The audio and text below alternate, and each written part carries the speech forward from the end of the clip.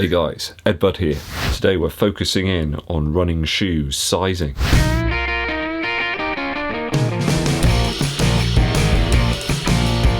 With the recent release of the Nike Vaporfly Next% 2 and also the New Balance Rebel version 2, the World Wide Web, Tinternet and the global information superhighway has been alight with talk about sizing. Today I'm going to let you know which size I opt for with different shoe manufacturers. It's riveting stuff. I got loads of shoes I've collected over the last year or so for any manufacturer where I've got about 3 pairs of shoes or more, I'm going to talk about what sizing I go for with that manufacturer. Straight off the bat, New Balance seem to have their own take on sizing. It's very different from some other makes. Nike seem quite narrow and Adidas are just all over the shop. So a rundown today on different shoe sizing, perhaps to help you avoid that depressing return cycle. Nobody wants to get into that, especially when we're ordering shoes online more and more often. So firstly, just for reference, I've measured my foot. I've got a normal width foot, it's approximately about 10 centimeters wide, I suppose. I have a slightly longer right foot than I do left foot. I think that's pretty standard. I think most people have got one foot that's very slightly longer than the other. Left foot's about 28.5 centimeters and the right foot's about 28.8. So we're going to kick things off today with Nike. I tend to be towards the end of a UK 11 or a US 12 in Nike shoes. Nike quote that shoe size as being 30 centimeters and a Euro 46. Although I found the UK 11 in Nikes to be quite variable. I found the Pegasus Turbo, both versions actually, the Peg 35 Turbo and the Turbo 2, to be a little bit under actually 30 centimeters. Stuff like the Invincible Run and the Alpha Fly are closer to 30 centimeters. I've sized up recently only on the Vaporfly Next% 2. I did have another pair of the Next% that I got in an 11.5 as well. The majority of Nike shoes do seem quite narrow, so do be aware of that when you're purchasing them. Pretty much across their running lineup, all come in a little bit narrow with very high arches. I mean, you don't get much narrower than the Alpha Fly here. The Infinity Run, the Next%, the Zoom Fly, all relatively narrow in terms of width, and I've found that a lot of people actually have told me they just can't use them. They're unusable for them. They end up hanging off the very edge of the shoe in the arch, which is no good at all. On to Asics now. So I tend to find Asics shoes markedly longer than most others in a UK size 11. They're normally a bit longer by about 0.5 of a centimetre. Might not seem like a lot, but with running shoes that's actually quite a lot of space. Nowhere near as high in the arch or narrow. A lot of people with sort of wider feet do seem to prefer Asics shoes. For example, the Meta Racer in a UK size 11 or US size 12 was long enough that I could have almost considered going down half a size. The Nova Blast was another one. That was just huge in the toe box. Dynablast too, though in the pair I do have of the Meta Racer it means I can practically use any sock that I want to. Any thickness, it will handle it. I think in most of the Asics shoes I've got I ended up with a good 2 centimeters gap at the front. If you're enjoying the video guys and you haven't subscribed yet, please think about doing so, and also click the bell below for notifications of when we launch those new videos. And you can help us out with that YouTube algorithm by giving this video a thumbs up like. Dankeschön. Hoka is next on the magic sizing bus stop ride round Shoe Town. So with Hoka shoes, the US size 12 is actually a UK 11.5. So the Mach 4, for example, I went for a UK size 11.5 rather than an 11. EU sizing on these is a 46 2/3 and 30 centimeters in length again. So you can see there are some differences between each manufacturer, even up to this point. Back in 2019 I did have the Rincon in a size 11 and I found that was a little bit tight. And it felt ultra narrow as well up near the ball of my foot. The Mach 4 in the US 12 gives me a good 2 centimeters of space at the front of the shoe. So about a thumb's width, I guess, which is supposedly what you should have.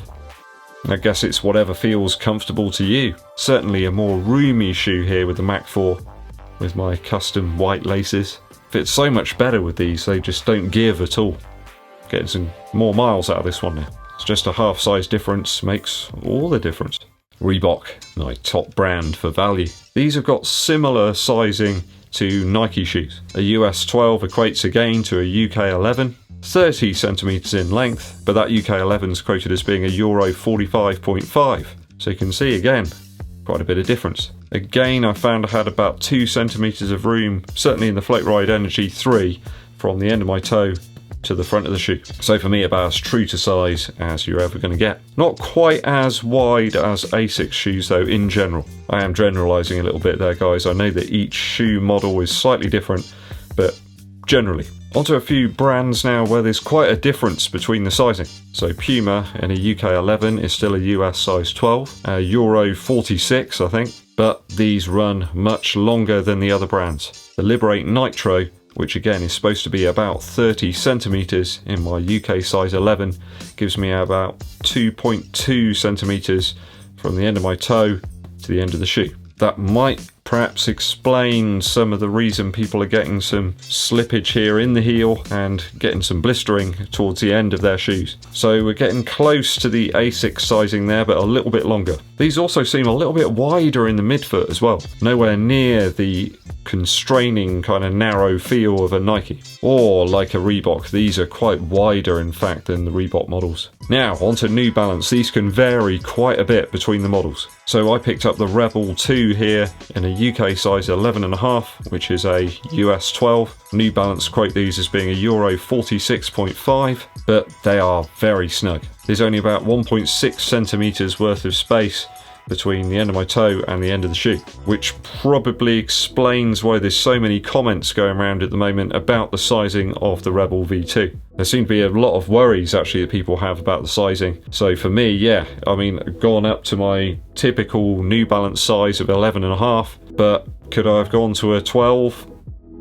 Possibly. I actually checked the sizing of the RC Elite as well that I picked up from last year. They're not quite as short as the Rebel 2. Is about 1.8 centimeters from the end of my toe to the end of the shoe. So big sizing warning with the Rebel 2. You might want to consider going up even a full size.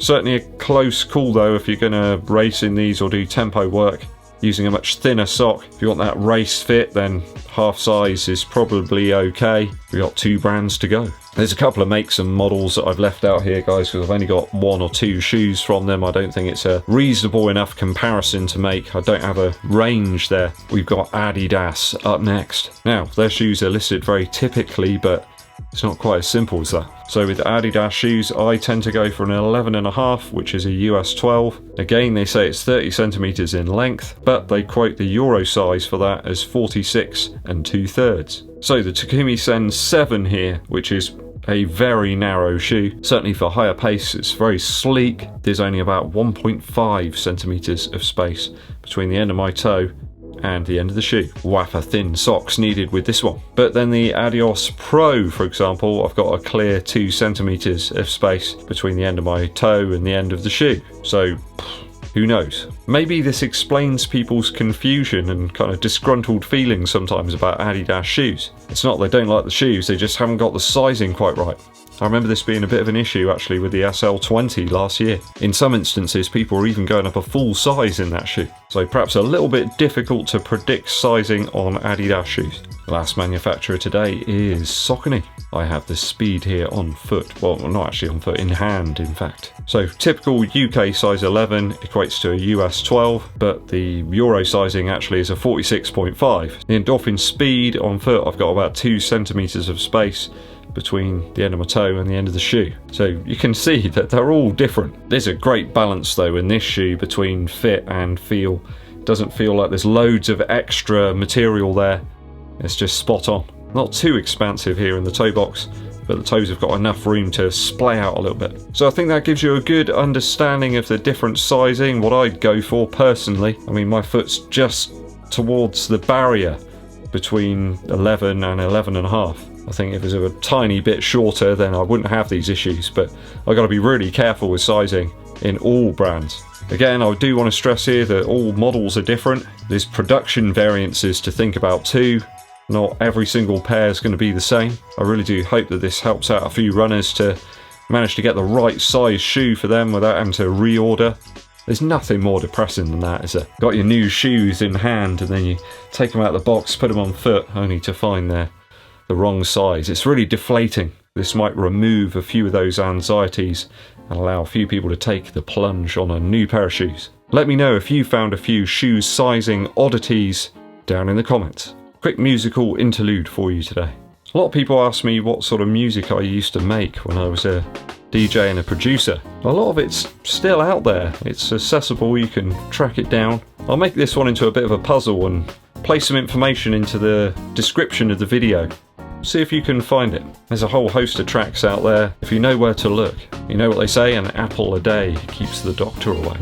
Okay, thanks for sticking with me to the very end of the video today, guys. I very much appreciate it. If you haven't done so already, please hit the subscribe button and click the bell below for notifications when we launch those new videos. And it really does help the channel out if you give this video a thumbs up like and share it with your running buddies.